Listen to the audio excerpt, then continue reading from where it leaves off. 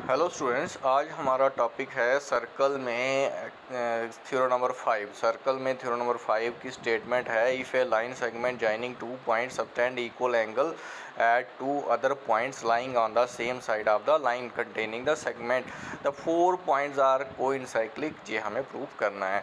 तो हमारे पास क्या है, एक लाइन सेगमेंट है जिसके 2 पॉइंट हैं। लाइन सेगमेंट के 2 ही एंड पॉइंट होते हैं। तो वो जो दोनों एंड पॉइंट हैं वो क्या कर रहे हैं, 2 और पॉइंट है जो इसके सेम साइड पे हैं। एक ही साइड के ऊपर 2 एंगल बनते हैं 2 पॉइंट के ऊपर, और वो दोनों एंगल क्या हैं, इक्वल हैं। हमें क्या बता रहा है कि ये चारों पॉइंट 2 सेगमेंट वाले, 2 लाइन सेगमेंट के एंड पॉइंट, और ये 2 पॉइंट जहाँ पे वो दोनों वहाँ जहाँ पे ये लाइन सेगमेंट क्या कर रही है, 2 इक्वल एंगल बना रही है। ये चारों पॉइंट जो हैं ये कोइंसाइक्लिक है, मतलब एक ही सर्कल के ऊपर लाई करते हैं। तो गिवन में आ गया हमारे पास लेट बी सी बी ए लाइन सेगमेंट। हम लाइन सेगमेंट को मान लेते हैं बी सी, और ए और डी 2 पॉइंट हैं जहाँ पे ये 2 इक्वल एंगल बनाती है। तो और ये दोनों जो पॉइंट हैं ए और डी, ये दोनों सेम साइड पे हैं सर, इस लाइन सेगमेंट के सेम साइड पे हैं। तो इसका मतलब एंगल 1 इक्वल्स टू एंगल 2 हो गया। डायग्राम में आप देख सकते हो। तो हमने क्या बताना है, हमने बताना है A B C and D are कोइंसाइक्लिक।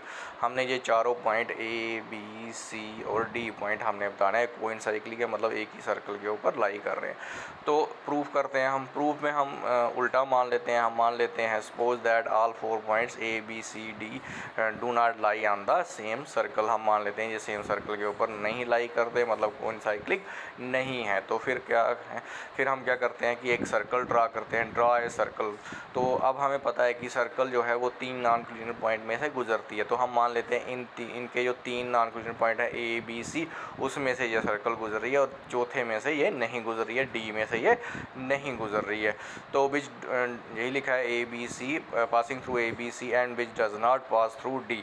तो डी में से नहीं गुजरी। Let it cut B D. अब मान लेते हैं कि ये जो सर्कल है ये बी डी को कट करती है, जहाँ बी डी को अगर हम प्रोड्यूस करेंगे तो इसको कट करती है। मतलब ये पॉइंट जो चौथा पॉइंट है डी, वो सर्कल के अंदर भी हो सकता है, बाहर भी हो सकता है। अगर अंदर होगा तो बी डी को हम प्रोड्यूस करेंगे, और अगर बाहर होगा तो वो सीधा उसको इंटरसेक्ट करेगी। तो अगर नहीं होगा तो उसको प्रोड्यूस करेंगे तो वो ई पॉइंट के ऊपर उसको काटेगी। तो अब हम क्या करेंगे, ई सी को हम ज्वाइन कर लेंगे। तो उसके बाद आप डायग्राम में देख सकते हैं एंगल 1 जो है वो एंगल 3 के इक्वल होगा। क्यों इक्वल होगा, क्योंकि ये दोनों एंगल जो हैं सेम सेगमेंट में हैं। मतलब बी सी अगर कार्ड है तो वो सर्कल को 2 सेगमेंट में बांट रही है। तो जो ऊपर वाला सेगमेंट है उसमें 2 एंगल हैं 1 और 3, ये दोनों इक्वल होंगे।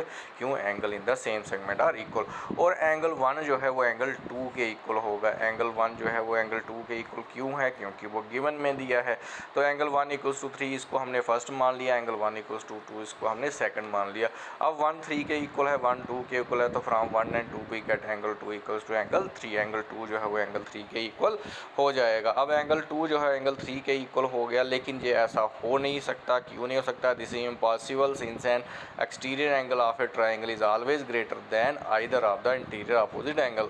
तो हमारे पास एक्सटर्नल एंगल की प्रॉपर्टी है, एक्सटीरियर एंगल ऑफ ट्राइंगल की प्रॉपर्टी है। वो क्या कहती है कि एक्सटीरियर एंगल जो है वो sum of interior two opposite angles के इक्वल होता है। तो अगर आप गौर से देखेंगे इस डायग्राम को, एंगल 3 जो है वो एंगल 2 का क्या है, एक्सटीरियर अपोजिट एंगल है। तो एंगल 3 जो है वो एंगल 2 के इक्वल नहीं हो सकता। क्यों नहीं हो सकता, क्योंकि 2 जो है वो इंटीरियर एंगल है, तो एंगल 3 जो है वो sum of interior two opposite angle होता है। दैट मीन्स एंगल 2 जो है एंगल 3 से छोटा होना चाहिए। लेकिन जहाँ पे हमारे पास क्या आ रहा है, 2 इक्वल्स टू 3, तो इसलिए लिखा यहाँ दिस इज इम्पॉसिबल। तो आवर सपोजिशन इज रॉन्ग। तो इसलिए हमारी सपोजिशन जो हमने सोचा था वो गलत हो गया। हमने क्या सोचा था कि ये चारों पॉइंट जो है वो सर्कल के ऊपर नहीं लाई करते हैं, लेकिन हमारी जो सपोजिशन थी वो गलत हो गई। तो इसका मतलब hence the circle passing through A B C and D, that is A B C and D are concyclic. मतलब ए बी सी डी क्या है, कोइंसाइक्लिक है। तो उसके बाद है साइक्लिक क्वाड्रिलेटर। साइक्लिक क्वाड्रिलेटर क्या है, quadrilateral is called cyclic if all the four of its versus lie on a circle. तो एक क्वाड्रिलेटर जो है वो कब साइक्लिक कहलाती है, जब उसके चारों के चारों वर्सेस किसके ऊपर होते हैं, एक ही सर्कल के ऊपर लाई करते हैं। तो थ्योरम नंबर 6 है the sum of either pair of opposite angles of cyclic quadrilateral is 180 degree are the opposite angles of a cyclic quadrilateral are supplementary. मतलब दो तरह की स्टेटमेंट है, मतलब चाहे वो वाली हो जाए चाहे ये वाली है क्वेश्चन में, तो आपने यही चीज़ प्रूव करनी है।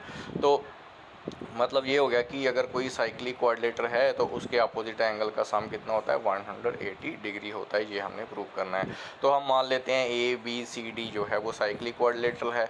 A B C D cyclic quadrilateral है, एज शोन इन फिगर, आप फिगर में देख सकते हैं। तो हमें क्या बताना है, अब ये अपोजिट एंगल हैं ए और सी, तो ए प्लस सी कितना होना चाहिए, 180, और बी प्लस डी कितना होना चाहिए, 180। तो इसके लिए हम क्या करते हैं, कंस्ट्रक्शन करते हैं, ओ और ए को ज्वाइन करते हैं और ओ और सी को ज्वाइन करते हैं। तो फिर करते हैं प्रूफ के ऊपर। तो प्रूफ में एज हमें पता है कि अगर कोई आर्क है वो सेंटर में भी एंगल सबटेंड कर रही है और remaining part of the circle में भी एंगल सबटेंड कर रही है, अदर देन वो दोनों पॉइंट जो आर्क के हैं उनको छोड़ के जो पॉइंट है, अगर रिमेनिंग पार्ट में एंगल बन रहा है और सेंटर में भी एंगल बना रही है, तो जो सेंटर में एंगल बन रहा है वो remaining part of the circle का क्या होगा, डबल होगा, ट्वाइस होगा। तो यही लिखा है as arc A B C, आप देख सकते हैं, subtend angle 1 at centre and angle 3 at any point D in remaining part of the circle. तो इसका मतलब क्या हो जाएगा, angle 1 equals to 2 time angle 3 हो जाएगा। इसको हम फर्स्ट मान लेंगे। तो सिमिलरली जैसे हमने angle 1 equals to 2 time angle 3 बताया, इसी तरह हम अगर आप गौर से देखेंगे तो 2 जो है वो 2 टाइम एंगल 4 हो जाएगा। तो इसीलिए मैंने यहाँ लिखा है similarly angle 2 is equals to 2 time angle 4। तो angle 1 equals to 2 time angle 3 और angle 2 equals to 2 time angle 4, इसको हमने सेकंड मान लिया।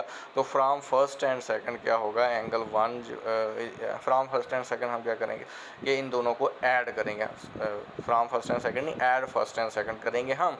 तो एंगल 1 प्लस एंगल 2 हो जाएगा और angle 2 time angle 3 plus 2 time angle 4, तो 2 वहाँ से कॉमन आ जाएगा, 2 टाइम एंगल 3 प्लस एंगल 4 हो जाएगा।